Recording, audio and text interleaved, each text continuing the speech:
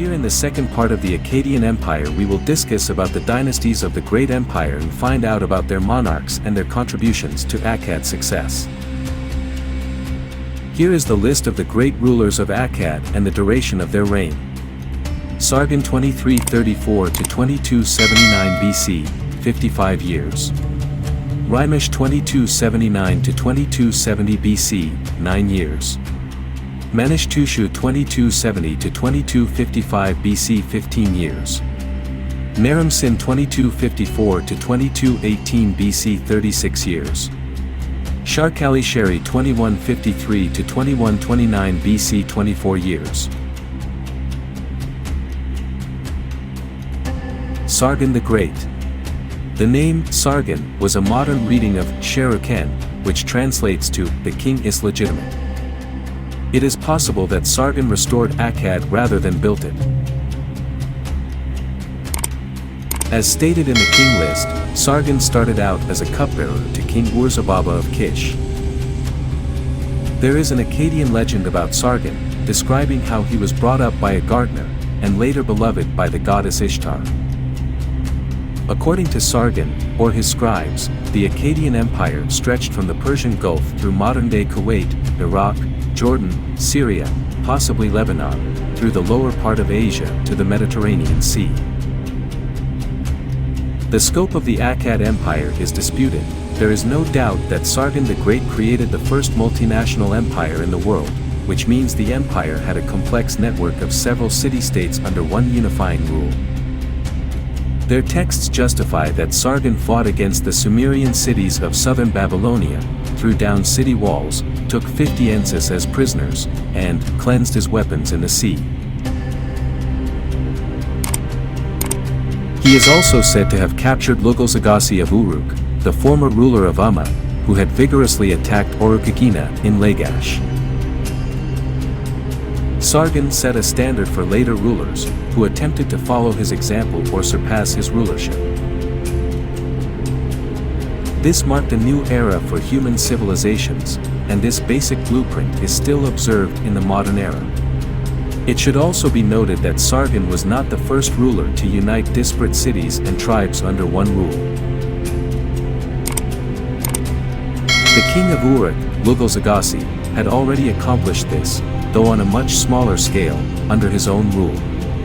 But we should dedicate an entire episode to this topic to avoid going off track. In order to maintain his presence throughout his empire, Sargon strategically placed his best and most trusted men in positions of power in various cities.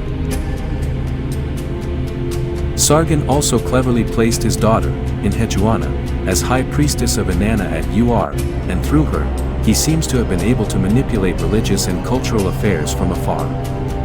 Sargon died at a very old age.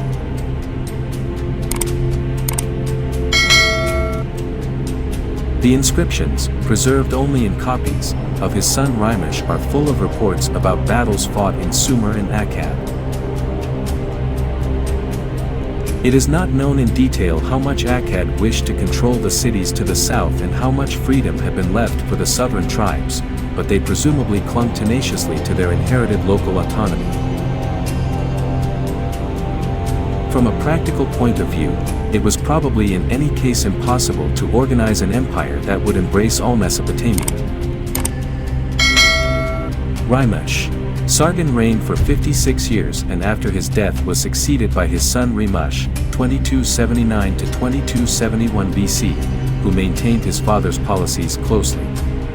The cities rebelled after Sargon's death, and Rimush spent the early years of his reign restoring order.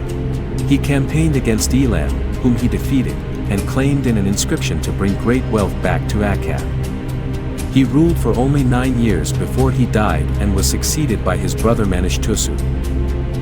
Manish-Tushu, 2271 to 2261 BC, was the third king of the Akkadian Empire according to Old Babylonian texts, though listed as the second, after Sargon the Great.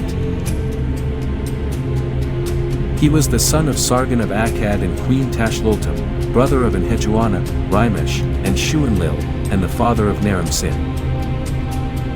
He became king in 2270 BC after the death of his brother Rimesh. Manish-Tushu, freed from the rebellions of his brother's reign, led campaigns to distant lands. According to a passage from one of his inscriptions, he led a fleet down the Persian Gulf where 32 kings allied to fight him. He also sailed a fleet down the Tigris River that eventually traded with 37 other nations, conquered the city of Sharasim in Elam, and rebuilt the destroyed Temple of Inanna in Nineveh in c. 2260 BC. In Elam and Pasheim, in the coastal area of Iran, Manish-Tushu had governors installed for the Akkadian Empire. Eshbam was in charge of Elam, while Il-Sharabi was in charge of Pasheim. There is some speculation that Manish-Tushu brought about his brother's death to gain the throne.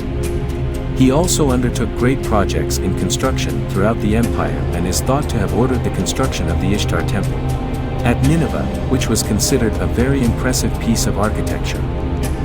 Further, he undertook land reform and improved upon the empire of his father and brother. Manish-Tushu's obelisk is an inscribed four-sided obelisk made of black diorite. It had been brought by the Elamite ruler Shutruk-Nahunti, together with many other iconic Mesopotamian objects. Its inscription deals with the acquisition of 8 plots of land by Manish-Tushu, after the Ur-3 of the Sumerian king list of the Sargonic dynasty. The fields are acquired from different sellers and amount to a total of 9,700 iku, approximately 3,400 hectares, of land. According to some scholars, no definite motive has been offered for the killing of Manish-Tushu. Naram-Sin, greatest of the Akkadian kings. Manish-Tushu was succeeded by his son Naram-Sin, who reigned from 2254 to 2218 BC. Like his father and uncle before him, Naram-Sin had to suppress rebellions across the empire before he could begin to govern, but, once he began to rule, the empire flourished under his reign. In the 36 years he ruled, he expanded the boundaries of the empire, kept order within, increased trade, and personally campaigned with his army beyond the Persian Gulf and, possibly, even to Egypt. The victory stele of Naram-Sin, presently housed in the Louvre, celebrates the victory of the Akkadian monarch over Satyuni, king of the Lalubi, a tribe in the Zagros Mountains, and depicts Naram-Sin ascending the mountain, trampling on the bodies of his enemies, in the image of a god.